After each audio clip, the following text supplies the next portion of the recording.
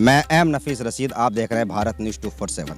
हल्द्वानी के लोग तो बहुत थे और उन बहुत लोगों के अंदर कुछ लोगों की गिनती मैं कर लेता हूं अक्सर, क्योंकि मैं देख रहा हूं शुरू से ही कि जो लड़ाई हल्द्वानी की जनता की, उस मासूम जनता की लड़ी गई जिसको ये पता ही नहीं था उसके साथ में होगा क्या, और हज़ारों की संख्या पर महिलाएं, बच्चे, सर्दी में आप लोगों ने भारत न्यूज़ 247 पर लगातार देखा कि किस तरह ठंड के अंदर सुगड़ रहे थे और प्रोटेस्ट कर रहे थे और उम्मीद कर रहे थे कि उनके मकान बच जाएं।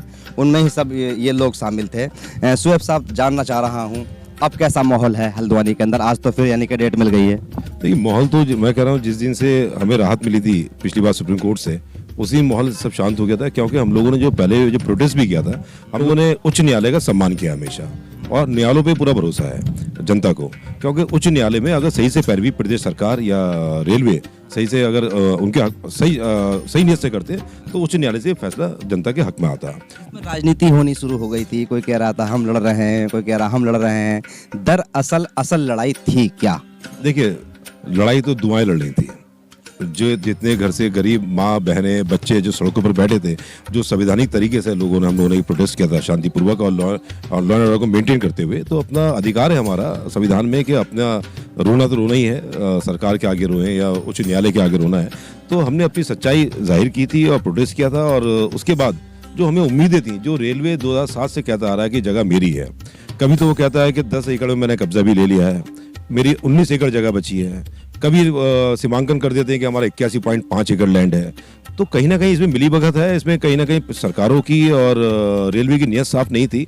और जब सुप्रीम कोर्ट ने इसमें संज्ञान लिया और इस रेलवे को और स्टेट गवर्नमेंट को जो पार्टी बनाया है, तो अब उन्होंने सच्चाई तो सामने आएगी कि जो नजूल की भूमि में रेलवे अपना अतिक्रमण क्षेत्र बताती है कि इसमें ये लोग अतिक्रमणकारी है, तो ऐसा नहीं है।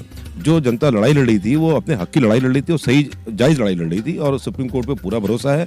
अगर आज भी जो 2007 से रेलवे कहती है जगह मेरी है, तो अगर 2007 से जगह उसकी है, नक्शे उसके पास है, गजट नोटिफिकेशन जगह उसके पास है, तो आज सुप्रीम कोर्ट में प्रस्तुत करने चाहिए थे जो उनको समय मिला था। अब 8 हफ्ते क्यों? पहले 4 हफ्ते का समय रिटर्न में मांगा, फिर 8 हफ्ते की वहाँ पे रिक्वेस्ट करी। तो 8 हफ्ते में अगर उनके पास कोई अभी ऐसा कोई दस्तावेज नहीं है कि जिसमें कोई प्रस्तुत कर सके सुप्रीम कोर्ट पर, तो मैं समझता हूँ ये रेलवे इसमें कहीं ना कहीं गुमराह कर रहा था, न्यायालयों को भी गुमराह कर रहा है। और सर्वोच्च न्यायालय के ऊपर पूरा भरोसा है कि वो इसमें न्याय की जीत होगी और गरीब जनता के हक में फैसला होगा। हम भी सुप्रीम कोर्ट को जान रहे हैं, आप सब लोग जान रहे हैं, और आप लोग यहाँ आ रहे हैं, लड़ाई आपने उच्च स्तरीय लड़ाई लड़ी है।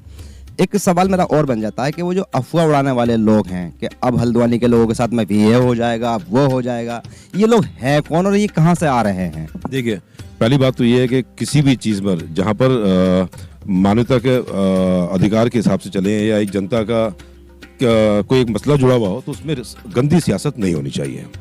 इसमें राजनीति से हटके बात करनी चाहिए।